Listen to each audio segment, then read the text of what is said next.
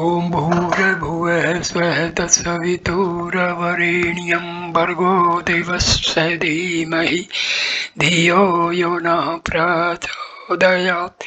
Om Shanti Shanti Shanti. Namaskar, my dear friends. This is video number 5 on teachings of Lord Kapila. This video starts with chapter number 4, Approaching a bona fide Guru. Text 4. Sutta Uvacha Dvaitpayana Sakhas Tav Evam Maitreyo Bhagvans Tatha Pahedam Viduram Prita Anvikasyam Prachoditaha. Translation. Sri Sutta Goswami said, the most powerful says Maitreya was a friend of Vyasadevas. Being encouraged and pleased by Vidura's enquiry about transcendental knowledge, Maitreya spoke as follows. Purport. Questions and answers are very satisfactorily dealt with when the inquirer is bona fide and the speaker is also authorized. Here, Maitreya is considered a powerful sage and therefore he is also described as Bhagwan. This word can be used not only for the Supreme Personality of Godhead but for anyone who is almost as powerful as the Supreme Lord. Maitreya is addressed as Bhagwan because he was spiritually far advanced. He was a personal friend of Dvaitapayana Vyasadeva, a literary incarnation of the Lord. Maitreya was very pleased with the inquiries of Vidura because they were the inquiries of a bona fide advanced devotee. Thus Maitreya was encouraged to answer when there are discourses on transcendental topics between devotees of equal mentality. The questions and answers are very fruitful and encouraging. This is the Vedic process for receiving knowledge. One must approach the proper person, the Guru, and submissively listen to him expound transcendental knowledge, as Sri Krishna advises in Bhagavadgita, chapter 4, stanza number 34, Tad vidhi pranipatena pariparsena sevaya. Just try to learn the truth by approaching a spiritual master, inquire from him submissively, and render service unto him. Transcendental knowledge is not very difficult, but the process must be known. Sometimes a dictating machine or a typewriter may not work, but if we go to a technician who knows the machine, he can immediately repair it. The process must be known. If one goes to a ditch digger to repair a dictating machine, he cannot help. He may know how to dig ditches but not repair a machine. Therefore, the Shastras enjoin that if one wants transcendental knowledge, one must approach the proper person. The word Tadvigyana refers to transcendental knowledge, not material knowledge. A medical practitioner may have material knowledge of the body, but he has no knowledge of the spirit soul within. He simply studies the mechanical arrangement of the body, which is a machine, yantra made by nature. The body is actually stated in Bhagavad Gita, chapter 18, stanza number 61, to be a machine. Ishvaraha sarva bhutanam hridaya desi rizvana tisthati Brahmayana sarva bhutani yantra dudhani maya The Supreme Lord is situated in everyone's heart, O Arjuna, and is directing the wanderings of all living entities who are seated as on a machine made of the material energy. For those who are attached to this bodily machine, the yoga system is recommended. One who is overly attached to the bodily conception is taught to concentrate the mind by some physical gymnastics. Thus, in Hatha Yoga, one undergoes various physical disciplines, but the real purpose is to understand Vishnu, the Supreme. The various yoga systems are given for the machine of the body, but the process of bhakti is transcendental to mechanical arrangements. It is therefore called Tadvijnana, transcendental to material understanding. If one actually wants to understand spiritual life and spiritual knowledge, one has to approach a guru. The word guru means heavy, heavy with knowledge. And what is that knowledge? Tad Vijnana. That heaviness is Brahmanistha, attachment to Brahma and to Parbrahma. Bhagavan, that is the Guru's qualification. Brahmani Upasamsayam, according to Mundaka Upanishad, chapter 1, part 2, stanza number 12, Tad Vijnanatham Sa Gurum Evabhigachet. In order to understand that transcendental science, one must approach a bona fide spiritual master. Similarly, as stated in Srimad Bhagavatam, chapter 11, part 3, stanza number 21, Tasmad Gurum Prapadiyeta Jijnasuhu Shreya Uttamam. Any person who seriously desires to achieve real happiness must seek out a bona fide spiritual master and take shelter of him by initiation. The Upanishads inform us that the Guru is one who has received knowledge by hearing the Vedas. Shrotriyam Brahma Nishtam. The Vedas are called Shruti, and the bona fide Guru is in the line of hearing from the disciplic succession, as stated in Bhagavad-gita, chapter 4, stanza number 2. Evam prapraptam, a bona fide guru does not impart some self-styled, concocted knowledge. His knowledge is standard and received from the parampara system. He is also firmly fixed in the service of the Supreme Personality of Godhead, Brahmanishtam. These are his two qualifications.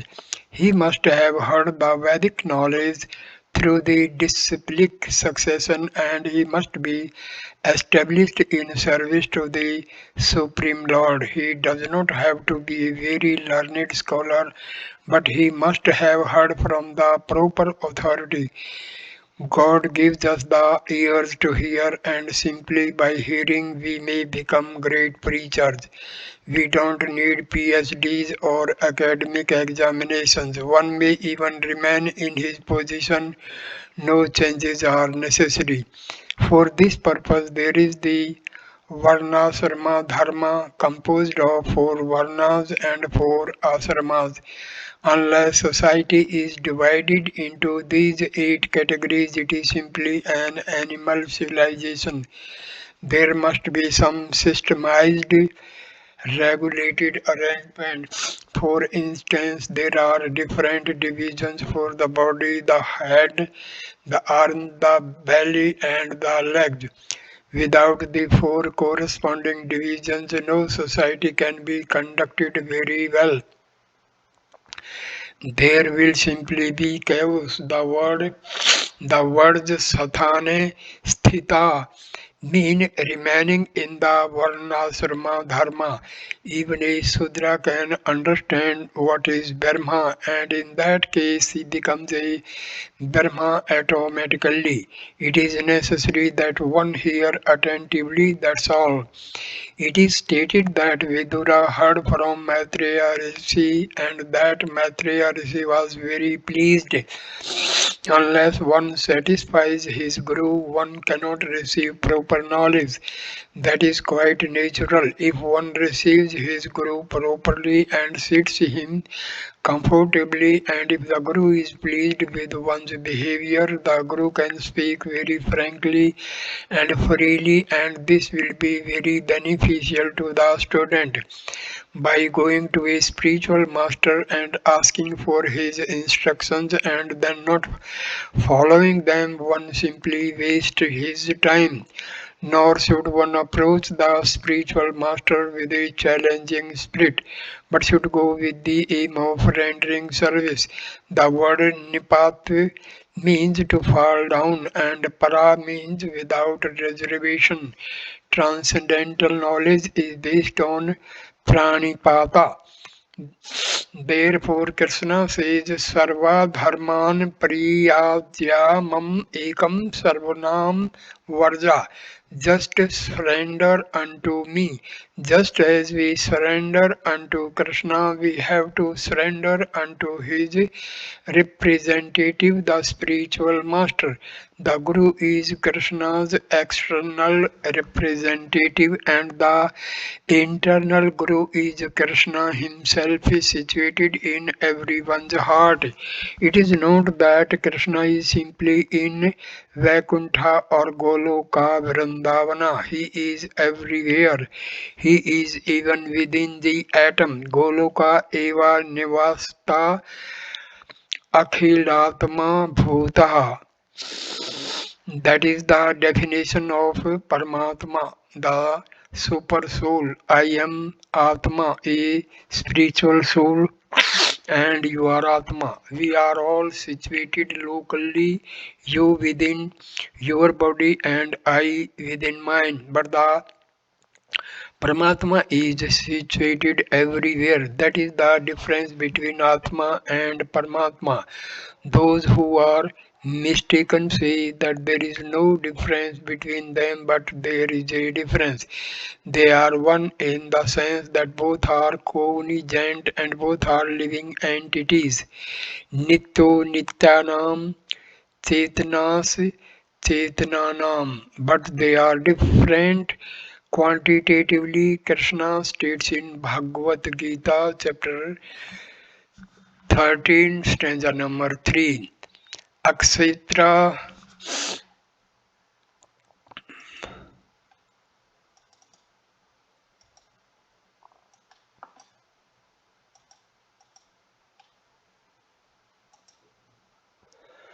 Akshetrajnam chapi mam vidhi sarva akshetreshu bhrata. O sign of Bharata, you should understand that I am also the knower in all bodies. Akshetra Jana is proprietor of the Akshetra, the body. The individual soul is actually not the proprietor but the occupant. In a house there is a tenant and a landlord. The tenant is the occupant and the landlord is the proprietor. Similarly, the Atma is simply the occupant of the body. The proprietor is Paramatma. When the landlord tells the tenant to leave the house, the tenant must do so. Similarly, when the Paramatma says that we have to leave the body, we have to do so. To receive this Vedic knowledge, we must approach the proper Guru. The Guru's qualification is given in every Shastra. In Srimad Bhagavatam, chapter 11, part 3, stanza number 21, it is said, Tasmad Gurum Prapadeyata Jijansuhu Shreya Uttamam. One should not accept a Guru unless one is inquisitive to know the ultimate goal of life. An ordinary man interested in bodily comforts does not need a guru. Unfortunately, at the present moment, the word guru refers to someone who can give bodily medicine. One approaches a Mahatmaji and says, I am suffering from this disease, please help me. And the Mahatma Ji says, yes, I have a mantra that will heal you and give you success. Give me a little money and take it. This is not a real guru. One should approach a guru to learn about tattva, the absolute truth. One should not search out a guru to cure some material disease. Rather, one requires a doctor. Similarly, people think that if a person can make him successful in business, that person is a guru. The Shastras do not confirm this either. A guru is one who knows the Vedas and the Vedic conclusion. The Vedic conclusion is the understanding of Krishna. Vedas cha sarver aham eva vediyah. By all the Vedas I am to be known. Bhagavad-gita, chapter 15, stanza number 15. It is not that we have to understand Krishna fully. That is not possible. We have no capacity to understand the unlimited Advaitam, Achyutam, Anadim, Anantarupam. With our limited knowledge, we cannot understand the unlimited. Indeed, even Krishna does not understand himself.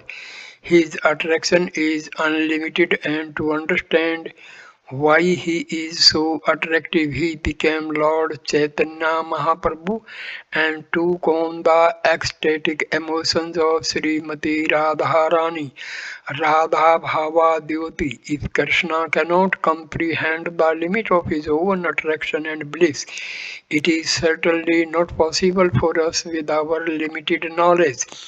If we can simply understand Krishna in part, that is our perfection. Therefore, Krishna says, Janma karma cha me divyam evam yo vetti tatva tamah. If we misunderstand Krishna and take him to be a human being like us, we become Buddha's fools. Krishna's body is not composed of material elements like ours, and if we think this way, we are mistaken. The material nature belongs to Krishna and he is in controller. We are under the control of material nature, and that is the difference. One who has real knowledge knows that Prakriti, material nature, is working under Krishna's direction. It is not possible to understand how all this is going on, but we can understand it in summary.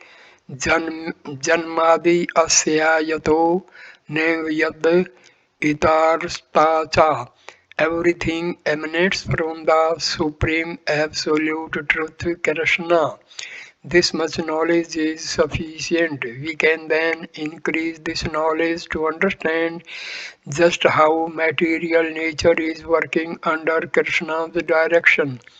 Modern scientists mistakenly think that material nature is working independently and that things evolve by some chemical process only. However, life does not merely come from life or some chemical evolution. As Krishna states in Bhagavad Gita, chapter 10, stanza number 8, Aham sarvasya prabhavo mataha sarvam pravartate. I am the source of all spiritual and material worlds. Everything emanates from me. The same conclusion is also given in Vedanta Sutra, wherein it is stated, Janmadi Asya Yataha. Brahma is he from whom everything emanates. Everything includes living entities and inert matter. Both matter and the living entities come from Krishna. Indeed, the whole world is a combination of matter and spirit, Prakriti and the living entity. Material energy is inferior and spiritual energy is superior. Why? Superior energy, Jiva Bhuta, the living entity, is controlling material nature. Actually, he is not controlling but is trying to utilize it. For instance, human beings are advanced living entities and they have created modern civilization by utilizing dull inert matter. This is our superiority. However, we are also Prakriti as well as Para-Prakriti. In this way, we have to understand Tattva Jnana. Srimad Bhagavatam is a commentary on Vedanta Sutra. Vedanta Sutra explains that the Supreme is the source of everything and the nature of that source is explained in Srimad Bhagavatam. Janadi asya yato nvyad itarastas Charthesvaha Abhijasurat. That source is Abhijana, cognizant. Matter is not cognizant. Therefore, the theory of modern science that life comes from matter is incorrect. The identity from whom everything emanates is Abhijana, cognizant, which means he can understand. The Bhagavatam, chapter 1, part 1, stanza 1 also states, Tene Dharma Herdaya Ya Adi Kavijay. Krishna instructed Lord Brahma in Vedic knowledge. Unless the ultimate source is a living entity, how can he impart knowledge? Srimad Bhagavatam was compiled by Vyasadeva, who also compiled the Vedanta Sutras. Generally, the Mayavadis emphasize the commentary made on the Vedanta Sutra by Shankaracharya, the Srirak Bhashya, but that is not the original commentary on Vedanta Sutra. The original commentary is given by the author himself, Vyasadeva, in the form of Srimad Bhagavatam. To understand the actual meaning of the Vedanta Sutra, we must refer to the commentary made by the author himself. As stated by Sri Krishna himself in Bhagavatam Gita, chapter number 13, stanza number 5. ऋषिभिर् बहुधा गीतं छन्दोभिर्विविधा पृथक् ब्रह्मसूत्रा पादेशे चैव हेतुं बधिर्विनिश्चितः.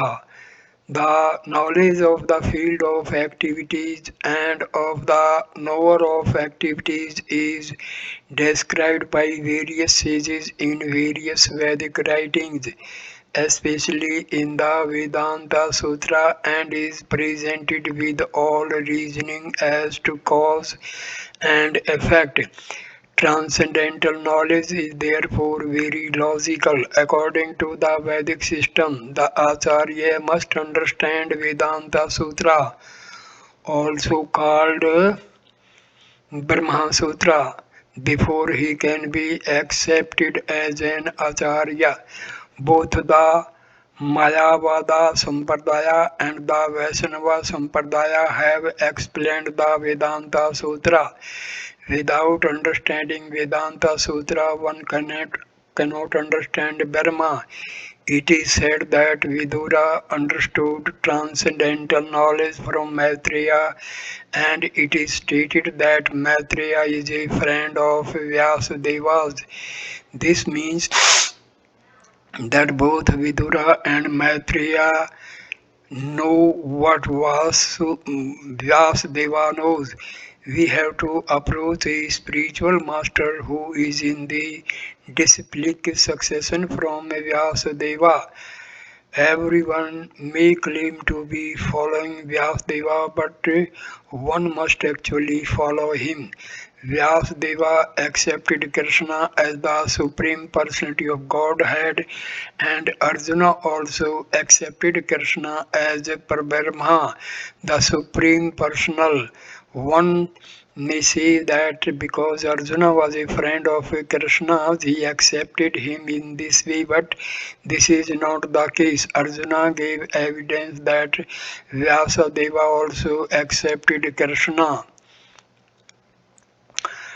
Pram Brahma, Pram Dhamma, Pavitram, Paramaha Bhavam, Purusham, Sasvatam Divyam, Adi Devam Ajam Vibhum, Ahujatavam Rasyaha Sarve, Devarsir Naradas Tatha, Asito Devalyo, Vyasaha, Savaitam Cheva, Brisvisini.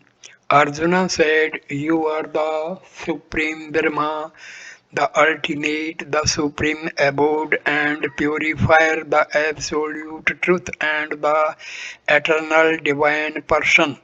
You are the primal God, transcendental and original, and you are the unborn and all-pervading beauty. All the great sages such as Narada, Asita, Devala, and Vyasa proclaim this of you, and now you yourself are declaring it to me." Bhagavad-gita, chapter 10, sloka number 12 and 13. Vyasadeva accepted Krishna as Param Brahma, and Vyasadeva began his commentary on Vedanta Sutra with the words Om Namo Bhagavate Vasudevaya. If we are actually interested in understanding, we must approach a representative of Vyasadeva like Maitreya. Maitreya is also addressed as Bhagavan, although of course the Supreme Bhagavan is Krishna himself. Krishna's to Bhagavan Swayam, but the word Bhagavan also refers to other powerful persons like Lord Brahma, Lord Shiva, Vyasadeva or Maitreya. The actual Bhagavan is Krishna himself, but these great personalities have attained as much knowledge of Krishna as possible. It is not possible to have 100% knowledge of Krishna. Not even Narayana himself is capable of that. Yet those who follow Krishna's instructions fully are sometimes called Bhagavan. There are many artificial Bhagavans, but a real Bhagavan is one who knows what Krishna has taught. Vidura was very eager to receive transcendental knowledge, and because of this, Maitreya was very pleased with him. One can please the spiritual master simply by surrendering to him and rendering service, saying, "Sir, I am your most obedient servant. Please accept me and give me instructions." Although Arjuna was a very intimate friend of Krishna's, before receiving Sri Mad Bhagavad Gita, he surrendered himself, saying, "Sishyasate ham sadhimam tvam parpanam." Now I am your disciple and a soul surrender unto you. Please instruct me. Bhagavad Gita, chapter 2, stanza number 7. This is the proper way to ask for knowledge. One does not approach the spiritual master with a challenging spirit. One should also be inquisitive to understand the spiritual science. It is not that one considers himself is superior to the Guru.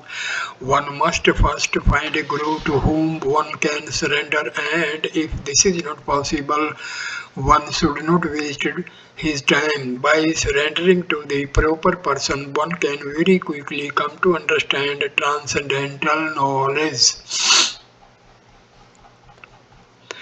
So I complete this video here. Please like, comment and share the video and subscribe the channel. Namaskar my dear friends. Next video number 6 will start with chapter number 5.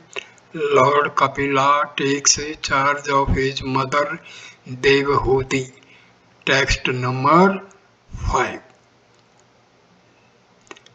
Thank you for watching this video. Namaskar.